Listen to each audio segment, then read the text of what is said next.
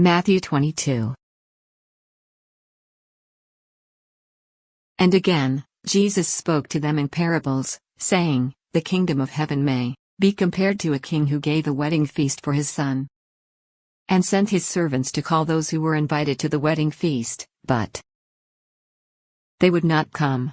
Again he sent other servants, Tell those who are invited, See, I have prepared my dinner, my oxen and fat calves have been slaughtered, and everything is ready. Come to the wedding feast. But they paid no attention and went off, one to his farm, another to his business, while the rest seized his servants, treated and killed them. The king was angry, and he sent his troops and destroyed those murderers and burned their city. Then he said to his servants, The wedding feast is ready, but those invited were not worthy. Go therefore to the main roads and invite to the wedding feast as many as you find. And those servants went out into the roads and gathered all they found, both bad and good. So the wedding hall was filled with guests. But when the king came in to look at the guests, he saw a man who had no wedding garment. And he was speechless. Then the king said to the attendants, Bind him hand and foot and cast him into the outer darkness. In that place, there will be weeping and gnashing of teeth. For many are called, but few are chosen. Then the Pharisees went and plotted how to entangle him in his words. And they sent their disciples to him, along with the Herodians. Teacher, we know that you are genuine and teach the way of God truthfully, and you do not care about anyone's opinion, for you are not swayed by appearance. Tell us, then, what you think. Is it lawful to pay taxes to Caesar or not?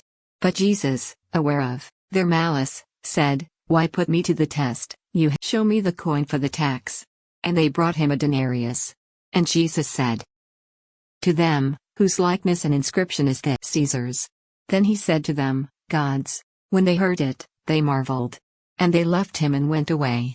The same day Sadducees came to him, who said that there is no resurrection. And they asked him a question, saying, Teacher, Moses said, If a man dies having no children, his brother must marry the widow and raise children for his brother. Now, there were 7 brothers among us. The first married and died and, having no children, left his wife to his brother. So too, the second and third, down to the 7th. After them all, the woman died. In the resurrection, therefore, of the 7, whose wife, for they all had her. But Jesus answered them, You are wrong because you know neither the Scriptures nor the power of God. In the resurrection, they neither marry nor are given in marriage, but are like angels in heaven. And as for the resurrection of the dead, have you not read what was said to you by God, I am the God of Abraham, and the God of Isaac, and the God of Jacob? He is not God of the dead, but of the living. And when the crowd heard it, they were astonished at his teaching.